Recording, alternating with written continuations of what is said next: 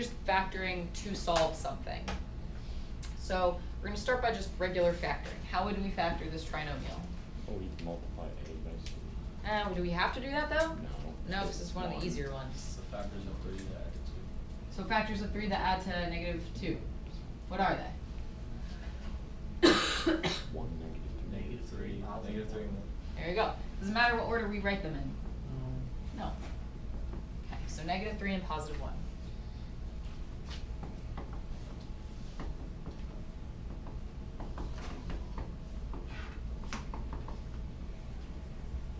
And in order to solve, we need what's called the zero product property. It's on your vocab, you need to know it. The zero product property says, if two things multiplied together give you 0, then one of those things is 0. Right? Well, yeah. Has to be. Because that's the only way you can get 0 as a product, is if one of those numbers is 0. So that's what we use to solve. We have two factors multiplied together to make 0. That means one of them is 0. So you take each factor and you set it equal to 0 and solve. That is using the zero product property. Okay, now these are easy to solve. This one we get 3, and this one we get -1. And that's it. You get 2 answers. So we can get 2 answers, like that last graph question. You can get 1 answer, or we could get possibly no answers. For these, we're not going to get no answers. These are all factorable, I believe.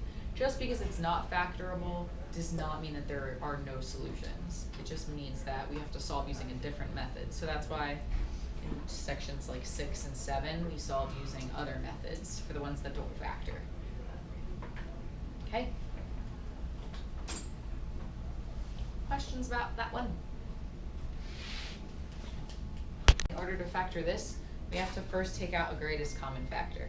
So what is the greatest common factor here? 2. 2. So take out a greatest common factor. Now, what's different about when you're solving versus when you're just factoring? When you're just factoring, though, that's all you can do. You can factor. You can't do anything else. When you're solving, this is an equation. So you're allowed to do all the properties of equality, which means if you want to add something to both sides, you can. If you want to multiply something on both sides, you can. If you want to divide both sides by something, you can. So that's what we would probably do here, is we would probably want to divide both sides by 2, and then we don't have to worry about the 2. So that's the difference between sections 4 and 5, is here we're actually solving something, so we can use properties of equality. Whereas last section, you can't do that. You can't just divide by 2 because you're not solving anything. You're not allowed to do that. Okay, now I can factor this. This is a difference of squares. Do we remember how to factor? No. Oh, you already forgot.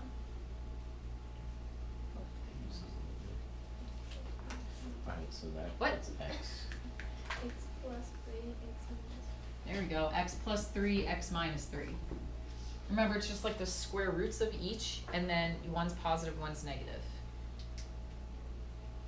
When you set those equal to 0, you'll get one -3 and one +3. So you get positive and -3.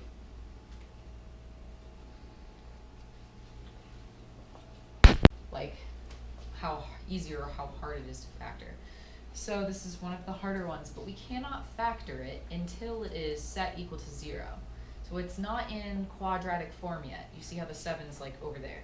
We don't want that. So the first thing you're going to do is add 7 so that it looks like ax squared plus bx plus c equals 0. Unless it's in this form, you cannot factor. You can do other stuff, but that stuff might be made up. And you don't want to make stuff up. I would say of all the things I teach, this is the chapter where people make up the most math. Don't make stuff up.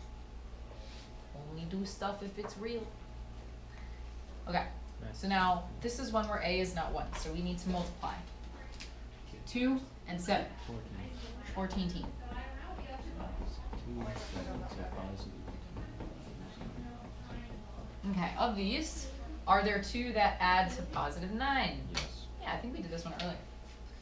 So we got 2 and 7 that make 9. So I'm going to rewrite this as 2x We did do plus this 7x. Yeah, we did. It's okay, but we didn't solve it, so we'll see how it's similar and yet different.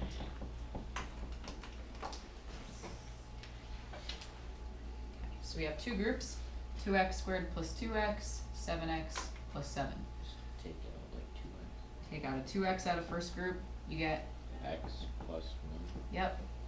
Second group we can take out a, 7. and then we're left with, X plus 1. go. Notice that I'm maintaining the equals 0 all the way down. I didn't just like, poof, it's gone. Lots of people tend to forget about the equals 0. Do not forget, I will take points off.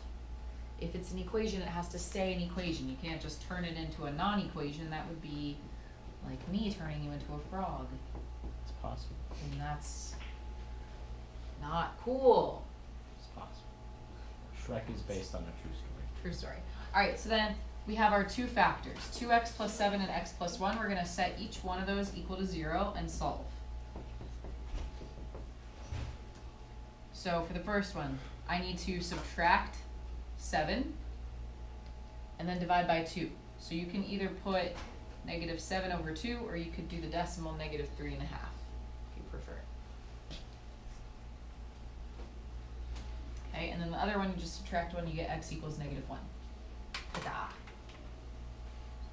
I think just big numbers on the U-try. Big numbers on the U-try. I'll give you a hint. You can take out a greatest common factor.